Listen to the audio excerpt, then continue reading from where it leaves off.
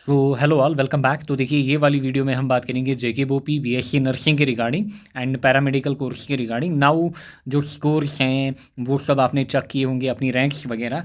Now अगर आपको याद होगा, जब आप एग्ज़ाम दे के आए थे उसके नेक्स्ट डे ही या फिर उसी नाइट हमने वीडियो बनाया था एंड जिसमें हमने सेफ स्कोर की बात की थी एंड वहाँ पे हमने काफ़ी हाई स्कोर प्रेडिक्ट किया था कि मतलब काफ़ी हाई स्कोरिंग मतलब पेपर था एंड इस बार कट ऑफ जो है वो अच्छा खासा रहने वाला है। एंड मोस्टली हमने क्या कहा था कि जो सिकमस हमारे पास होगा वो 150 टच कर सकता है। अच्छा, जीएमसी श्रीनगर 145 प्लस जा सकता है, ये तब की बात। बट अभी जैसे ही कल हमने मेरिट लिस्ट देखा, रैंक देखी, उसमें तो मतलब और भी ज़्यादा मार्क्स आ रहे हैं बच्चों की, जो कि मतलब उतना भी एक्सपेक्ट नहीं था। कि पेपर तो बिल्कुल मतलब काफ़ी ईजी लेवल का आया था, बट इतनी ज़्यादा टॉप रैंक्स आएंगी, टॉप रैंक्स में इतना टॉप स्कोर आएगा, इतना ज़्यादा एक्सपेक्ट नहीं किया था। एंड उस हिसाब से जो हमने प्रिडिक्शन दी थी उसमें भी आप 15 मार्क्स यहाँ पे ऐड कर सकते हो, जो ये वाली प्रिडिक्शन भी हमने दी थी।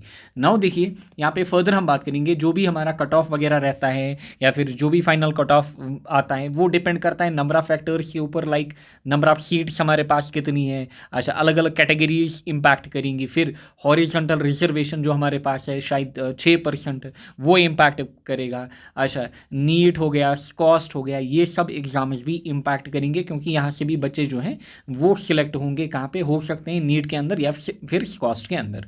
सो ये सब चीज़ें इम्पैक्ट कर सकती हैं। बट अभी के टाइम हमारी तरफ से मतलब जो बेसिकली एक अच्छा स्कोर है अभी के टाइम, ये मतलब ऑन दी बेस आप कॉलेज नहीं है, ओवरऑल जनरल की अगर मैं बात करूँ इस टाइम, अगर आप ओपन मेरिट में हैं, आप 138 प्लस स्कोर कर रहे हैं, तो आप बढ़िया मतलब आपने अच्छा खासा स्कोर किया है, यू कैन एक्सपेक्ट है गुड कॉलेज। अच्छा, आरबीए में 130 प्लस, एससी में इतना, फिर एसटी 1-2 में 80 प्लस, देन ओबीसी में 85 to 90, फिर इस हिसाब से इन कैटेगरीज में इतना। सो इतना अभी के टाइम अगर आप ओपन मेरिट में स्कोर कर रहे हैं तो आप एक अच्छा कॉलेज जो है वो एक्सपेक्ट कर सकते हो। नाउ अलग अलग कॉलेज की अगर हम बात करें, यहाँ पे जो सिकमस हमारा है वहाँ पे हम कह सकते हैं कि 157 प्लस के ऊपर जो है स्कोर जा सकता है।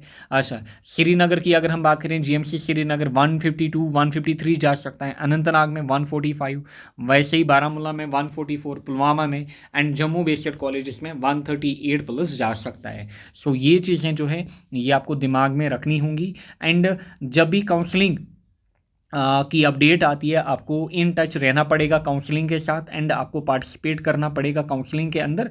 एंड क्योंकि देखिए होता क्या है, काफ़ी एस्पिरेंट्स जो होते हैं वो काउंसलिंग के अंदर पार्टिसिपेट ही नहीं करते हैं, फ़ी के चक्कर में मतलब वो पार्टिसिपेशन करना छोड़ देते हैं या फिर किसी की सिलेक्शन कहीं और हो जाती है। सो ये सब चीज़ें रहती हैं। एंड मेरे हिसाब से लास्ट पे जब फाइनल कट ऑफ वगैरह आएगा, इसमें भी मेरे हिसाब से -3 मतलब -2 to -3 मार्क्स आने चाहिए, इसमें डिफरेंस आना चाहिए। ये तो बीएससी नर्सिंग की हम बात कर रहे हैं। इस हिसाब से जो पैरामेडिकल कोर्सेज हैं, पैरामेडिकल कोर्सेज में आप क्या कर सकते हो, इसमें आप -20 मार्क्स कर सकते हो ओपन आरबीए वगैरह में। सो -20 कर सकते हो आप ओपन या आरबीए में, एंड बाकी में आप -30 लेके चल सकते हो। सो उतना सेफ स्कोर अभी के टाइम हमारे पास जो बाकी पैरामेडिकल कोर्स हैं उनमें रहेगा। मीन्स ओपन मेरिट में आप अभी के टाइम अगर 120 प्लस स्कोर कर रहे हो या फिर 118 प्लस स्कोर कर रहे हो, सो पैरामेडिकल कोर्स आप इजीली एक्सपेक्ट कर सकते हो। सो इस हिसाब से बाकी कैटेगरीज का आप यहाँ पे देख सकते हो।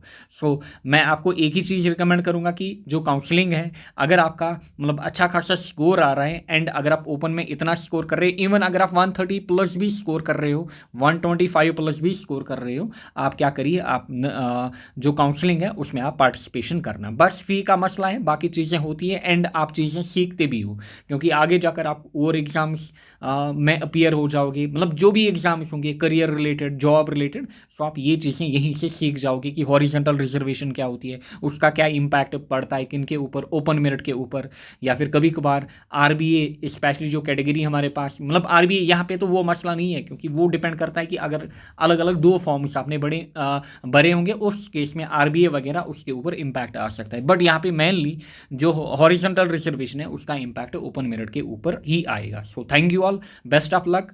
अपनी तैयारी जो बाकी एग्जाम्स हैं जिनका स्कोर अच्छा नहीं गया है वो करते रहिए या फिर आगे मूव ऑन करते जाइए। Thank you all, best of luck.